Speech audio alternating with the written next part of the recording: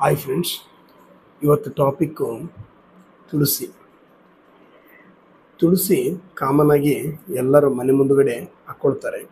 ಅಂದರೆ ಇದಕ್ಕೆ ಒಂದು ಟ್ರೆಡಿಷ್ನಲ್ ವ್ಯಾಲ್ಯೂ ತುಂಬ ಇದೆ. ಆಮೇಲೆ ಇದರಿಂದ ತುಂಬ ಯೂಸಸ್ಗಳಿದೆ.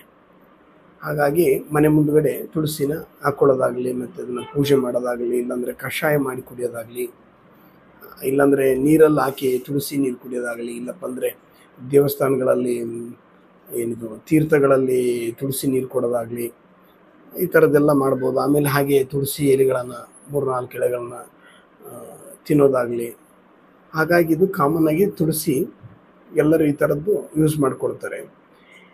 ಹಾಗಾಗಿ ಇದರಲ್ಲಿ ಏನಿದೆಯಪ್ಪ ಅಂದರೆ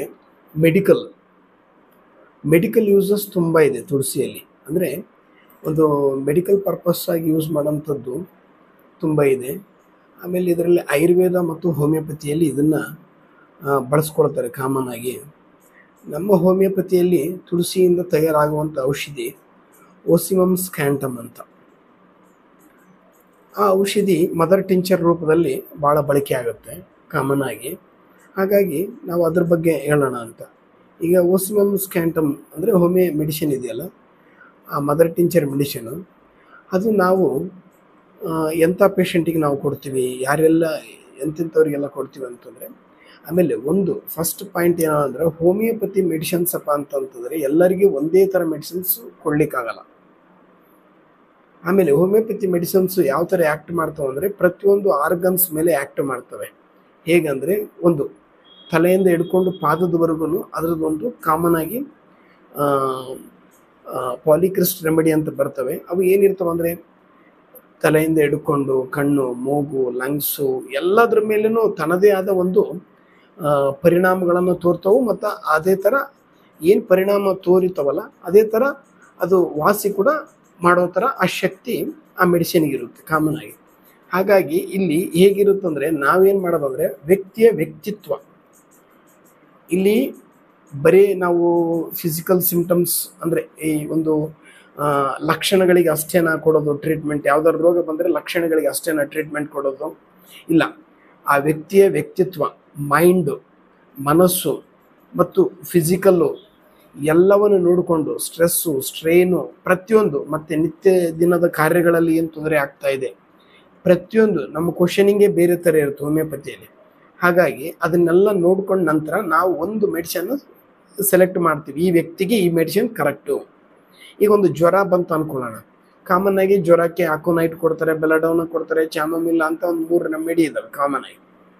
ಈ ಮೆಡಿಸಿನ್ 3 ರೆಮಿಡಿ ನೋಡಿ ಬೇರೆ ಬೇರೆ ಬೇರೆ ಬೇರೆ ಥರ ವ್ಯಕ್ತಿಗಳಿಗೆ ಕೊಡೋದು.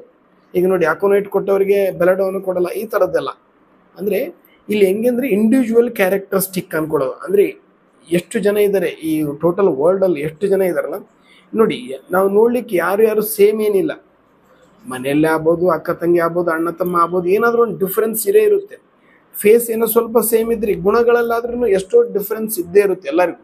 ಹಾಗಾಗಿ ಹೋಮಿಯೋಪತಿಯಲ್ಲಿ ಇಂಡಿವಿಜುವಲೈಸೇಷನ್, ಪ್ರತಿಯೊಬ್ಬರು ಬೇರೆ ಬೇರೆಯೇ ಅಂತ ನೋಡಿಕೊಂಡು ಅವರ ಕಂಪ್ಲೀಟ್ ಆಗಿರುವಂಥ ಹಿಸ್ಟ್ರಿನ ತಗೊಂಡು ನಾವು ಅವರಿಗೆ ಒಂದು ಕಾನ್ಸ್ಟಿಟ್ಯೂಷನಲ್ ರೆಮಿಡಿ ಅಂತ ಕೊಡಬೇಕಾಗತ್ತೆ. ದೊಡ್ಡ ದೊಡ್ಡ ಕಾಯಿಲೆಗಳಲ್ಲಿ, ಆಮೇಲೆ ಅಕ್ಯೂಟ್ ಕಾಯಿಲೆಗಳಲ್ಲಿ ಅಂದರೆ ಸಣ್ಣ ಪುಟ್ಟ ಕಾಯಿಲೆಗಳಲ್ಲಿ ಒಂದೊಂದ್ಸಲ ಅವರಿಗೆ ಸೂಟೇಬಲ್ ಆಗುವಂಥ ರೆಮಿಡಿ ಕೊಡ್ಬೋದು. ಅದೇ ಥರ ಈಗ ನಾವು ಮಾತಾಡ್ತಾ ಇದ್ದಿದ್ದೇನಪ್ಪ ಅಂದರೆ ತುಳಸಿ. ಹಾಗಾಗಿ ನಾನು ಯಾಕೆ ಇದನ್ನೆಲ್ಲ ಹೇಳಿದ್ನಪ್ಪ ಅಂತಂದರೆ, ಮತ್ತು ನಾವು ಹೇಳಿದ ತಕ್ಷಣ ನೀವು ತೊಗೋಬೋದಾ ಆ ಥರನೂ ಇರಲ್ಲ. ಇದನ್ನೆಲ್ಲ ಒಬ್ಬ ಹೋಮಿಯೋಪತಿ ವೈದ್ಯರ ಹತ್ರ ಹೋಗಿ ಇದನ್ನು ನಾವು ಯಾಕೆ ಮಾತಾಡೋಕ್ಕೆ ಶುರುವಾಗಿದ್ದೀವಿ ಅಂದರೆ, ಈಗ ಒಂದು ನಾನಿಲ್ಲಿ ಹಳ್ಳಿಯಲ್ಲಿ ಕೆಲಸ ಮಾಡ್ತಾ ಇದ್ದೀವಿ. ಈಗ ಹೋಮಿಯೋಪತಿಯಪ್ಪ ಅಂತಂದ್ರೆ ಗೊತ್ತೇ ಇಲ್ಲ ಅನ್ನೋ ಜನ ಇನ್ನೂ ಇದ್ದಾರೆ. ಎಜುಕೇಟೆಡ್ ಪೀಪಲ್ಸ್ ಕೂಡ ಹೋಮಿಯೋಪತಿ ಅವೇರ್ನೆಸ್ ಕಮ್ಮಿ ಈ ಕಡೆ ನಮ್ಮ ಭಾಗದಲ್ಲಿ, ರಾಯಚೂರು ಭಾಗದಲ್ಲಿ ಆಗ್ಬೋದು. ಆಲ್ಮೋಸ್ಟ್ ಎಲ್ಲ ಬೆಂಗಳೂರು, ಮೈಸೂರು, ಹುಬ್ಬಳ್ಳಿ ಈ ಥರ ದೊಡ್ಡ ದೊಡ್ಡ ಊರುಗಳ ಬಿಟ್ಟರೆ ಕಾಮನ್ ಆಗಿ ಬೇರೆ ಊರುಗಳಲ್ಲಿ ಹೋಮಿಯೋಪತಿ ಅಂದರೆ ಏನು ಅನ್ನೋ ಥರ ಜನ ಇನ್ನೂ ಹಾಗೇ ಇದ್ದಾರೆ. ಹಾಗಾಗಿ ಇದನ್ನು ಸ್ವಲ್ಪ ಅವೇರ್ನೆಸ್ ಪರ್ಪಸ್ಸನ್ನು ಮಾಡ್ತಾ ಇದ್ದೀವಿ. ಹಾಗೆ ಹೋಮಿಯೋಪತಿಯಲ್ಲಿ ಏನೆಲ್ಲ ಕಾಯಿಲೆಗಳಿಗೆ ಟ್ರೀಟ್ಮೆಂಟ್ ಇದೆ, ಈಗ ನಾವು ಪ್ರಾಕ್ಟೀಸ್ ಮಾಡ್ತಾ ಇದೀವಲ್ಲ, ಅಲ್ಲಿ ಏನಾದ್ರು ಸಕ್ಸಸ್ಫುಲ್ ಆಗಿದ್ದರೆ ಅದನ್ನು ನಾವು ಈ ಚಾನಲಲ್ಲಿ, ಯೂಟ್ಯೂಬ್ ಚಾನಲಲ್ಲಿ ಅಪ್ಲೋಡ್ ಮಾಡ್ತಾ ಇದ್ದೀವಿ. ಹಾಗಾಗಿ ಈಗ ನಾನು ಮಾತಾಡ್ಬೇಕಂದಿದ್ದು ತುಳಸಿ. ಕಾಮನ್ ಆಗಿ ತುಳಸಿ ಎಲ್ಲರಿಗೂ ಗೊತ್ತು, ಮೆಡಿಸಿನಲ್ ಪ್ರಾಪರ್ಟೀಸ್ ತುಂಬ ಇದೆ ಅಂತ. ಹೋಮಿಯೋಪತಿಯಲ್ಲಿ ಕೂಡ ಇದನ್ನು ಯೂಸ್ ಮಾಡ್ತಾರೆ. ಕಾಮನ್ ಆಗಿ ಹೋಮಿಯೋಪತಿಯಲ್ಲಿ ಯಾವ ಟೈಮ್ ಯೂಸ್ ಮಾಡ್ತಾರಪ್ಪ ಅಂತಂದರೆ ಈ ಸೀಸನಲ್ ಚೇಂಜಸ್ ನೋಡಿ, ಇವಾಗ ಬಿಸಿಲು ಹೋಗಿ ಮಳೆಗಾಲ ಬಂತು, ಮಳೆ ಹೋಗಿ ಚಳಿಗಾಲ ಬಂತು, ಈ ಥರನೂ ಒಂದು ಸೀಸನಲ್ ಚೇಂಜಸ್ಸಲ್ಲಿ ಕಾಮನ್ ಆಗಿ ಕೋಲ್ಡು, ಕಾಫು, ಫೀವರ್ ಆಗ್ತಾ ಇರುತ್ತಲ್ಲ, ಆ ಟೈಮಲ್ಲಿ ಈ ಮೆಡಿಸಿನು ತುಂಬ ಚೆನ್ನಾಗಿ ಕೆಲಸ ಮಾಡುತ್ತೆ. ಆಮೇಲೆ ನನ್ನ ಒಂದು ಎಕ್ಸ್ಪೀರಿಯನ್ಸಲ್ಲಿ 1-2 ವರ್ಷ ಅನಿಸುತ್ತೆ, 2 ವರ್ಷ ಹಿಂದ್ಗಡೆ ಒಂದು ಕೇಸ್ ಬಂದಿತ್ತು ನನ್ನ ಹತ್ರ. ಯಾವುದಪ್ಪ ಅಂತಂದರೆ ಅದು ಒಂದು ಸ್ವಲ್ಪ ಲಂಗ್ ಇನ್ಫೆಕ್ಷನ್ ಜೊತೆಗೆ ಮತ್ತೆ ಒಂದು CKD ಅನಿಸುತ್ತೆ, ಕ್ರೋನಿಕ್ ಕಿಡ್ನಿ ಡಿಸೀಸ್ ಇತ್ತೇನು. ಅದು ಏನು ತಿಂದ್ರೂ ವಾಮಿಟ್ ಆಗ್ತಾ ಇತ್ತು ಆ ಪೇಷಂಟಿಗೆ.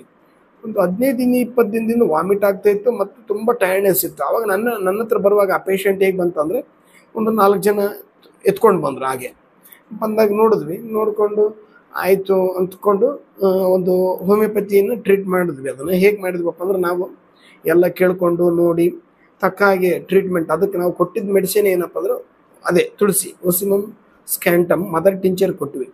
ಬೆಳಿಗ್ಗೆ ಮತ್ತು ರಾತ್ರಿ 10 ಹನಿ ಹಾಕ್ಕೊಳ್ಳಿ ಅಮ್ಮ ಒಂದು ಟೀ ಕಪ್ ನೀರಲ್ಲಿ ಅಂತ ಹೇಳಿ ಅವರಿಗೆ. ಈಗ ನಾನೇನು ನಂಬೋದಪ್ಪ ಅಂತಂದ್ರೆ ಹೋಮಿಯೋಪತಿ ಜೊತೆಗೆ ಕೆಟ್ಟದ್ದನ್ನ ಬೇಡ ಅಂತೀವಿ. ಕೆಟ್ಟದ್ದಪ್ಪ ಅಂತಂದರೆ ಆ ರೋಗಕ್ಕೆ, ಆ ಕಾಯಿಲೆಗೆ ಏನು ತೊಂದರೆ ಮಾಡ್ತಾ ಇರ್ತವೆ, ಊಟದಲ್ಲಾಗಲಿ ಯಾವುದ್ರಲ್ಲಾಗಲಿ ಅದನ್ನು ರಿಸ್ಟ್ರಿಕ್ಟ್ ನಾವು ಭಾಳನೇ ಹೇಳ್ತೀವಿ ಕಾಮನ್ ಆಗಿ. ಸ್ಪೆಷಲ್ ನಾನಂತೂ ಆ ರಿಸ್ಟ್ರಿಕ್ಟ್ ಮಾಡ್ತೀವಿ. ಹಾಗಾಗಿ ಅವರಿಗೆ ನಾವು ಏನು ಹೇಳಿದ್ವಪ್ಪ ಅಂದರೆ ಈ ಮಾತ್ರೆಗಳು ಅಂದರೆ ಇದು ಒಂದು ಹೋಮಿಯೋಪತಿ ಮೆಡಿಸಿನ್ ತೊಗೊಳ್ತಾನೆ ನೀವು ರಾಗಿ ಗಂಜಿ ಮತ್ತು ರಾಗಿ ಅಂಬಲಿ ಇದೇ ಥರದ್ದು ತರಕಾರಿ, ಹಣ್ಣು, ಹಂಪಲುಗಳನ್ನು ಮಾತ್ರ ತೊಗೋಬೇಕಮ್ಮ, ಮತ್ತಿನ್ನೇನು ತೊಗೋಬಾರ್ದು ಅಂದ್ವಿ. ಆ ಪೇಷಂಟ್ ಏನಾಯ್ತಪ್ಪ ಅಂದ್ರೆ ನಾವು ಹೇಳಿದ ಹಾಗೆ ಎಲ್ಲ ಮಾಡಿಕೊಂಡ್ರು, ಮೆಡಿಸಿನ್ ಎಲ್ಲ ತೊಗೊಂಡ್ರು. ಒಂದು 15 ದಿನ ಆಯಿತು, ಬಂದಿಲ್ಲ. 18ನೇ ದಿನ ಬಂದರು ಆ ಪೇಷಂಟು. ಬಂದಾಗ ಎಷ್ಟೋ ಉತ್ತಮ ಆಗಿತ್ತು.